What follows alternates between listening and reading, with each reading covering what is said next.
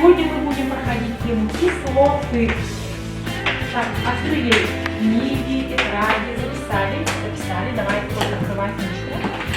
Так, мы сегодня проходим тему.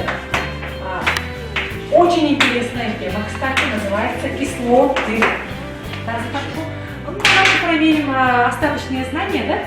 Что мы проходили на прошлом уроке? Антон, ну что такое оксиды? Скажи мне, пожалуйста. Это значит сложные вещества, да? Которые состоят из... Так, я тебе сейчас продемонстрирую опыт. Вот опыт кислоты с аммиаком.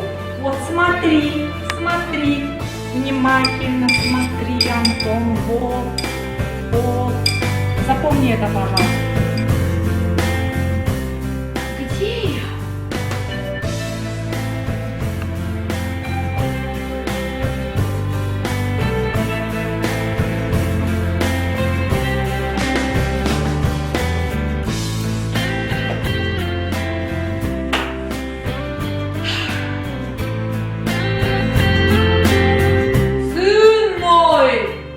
Почему так плохо учишься?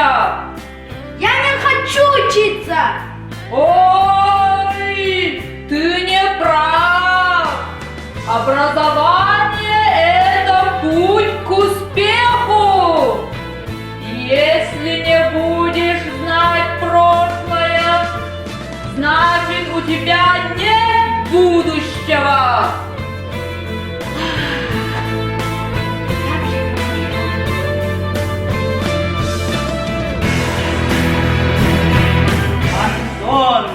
Ты знаешь таблицу умножения? Нет, не знаю. Я не хочу учиться. Как это не знаешь? Будешь знать таблицу умножения, в жизни не будет бед.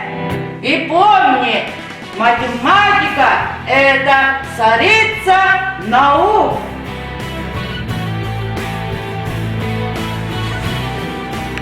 Эврика!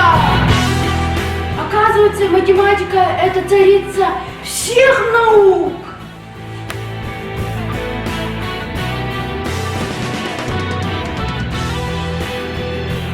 Знаешь, кто это? Нет, не знаю. Когда знаний нет, не может расцвести искусство.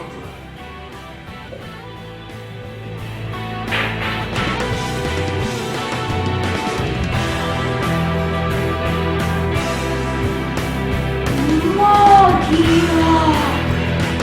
Вау! Любое достижение, развитие технологий неотличимо от магии снов.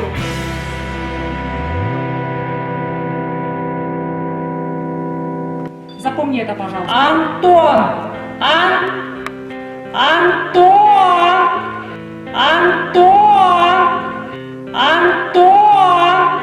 Обрати внимание на меня. Значит, кислоты будут реагировать обязательно с основаниями, во-первых, во-вторых, с металлами, стоящими в ряду активности до водорода. Смотри на ряд активности металлов, Антон, смотри на ряд активности металлов, вот. Значит, металлы, стоящие в ряду активности до водорода, они имеют свойство реагировать со всеми простыми кислотами. Запомни это, пожалуйста. Кислоты могут реагировать с основными оксидами, это значит оксиды металлов, типичных металлов, которые... Я буду отличником.